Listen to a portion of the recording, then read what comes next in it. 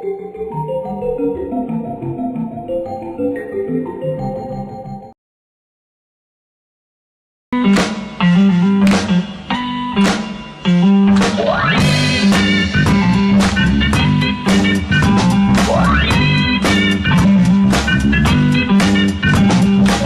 año tenemos unas 34 películas exactamente que representarán 23 países en 70 proyecciones. Vamos a tener también un invitado de Rumanía, el señor Rueda.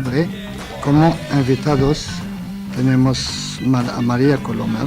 El festival entregará el premio de honor póstumo al maestro Luis García Berlanga. Hay muchas películas muy importantes de países de África, de América Latina, del norte de África, de países de Asia, apoyar también a jóvenes talentos de España y de otros países. Quiero también agradecer a nuestros colaboradores como el Instituto Francés, el GCCNCT, los que han colaborado de cerca o de lejos para la realización de esta edición. Muchas gracias.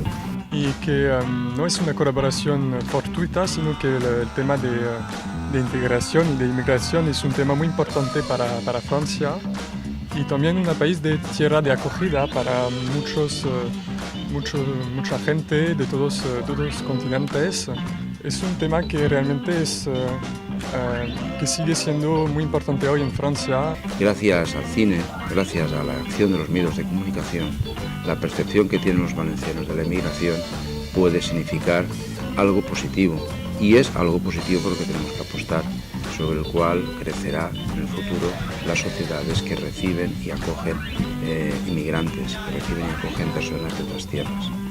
El éxito en las escuelas, el comprender cuáles han sido las causas por las cuales han tenido que salir de su país, conocer directamente cuáles han sido sus historias a través del cine, es algo que contribuirá a cambiar la sensibilidad que el pueblo valenciano necesita, que entienda y comprenda que la inmigración es un hecho positivo.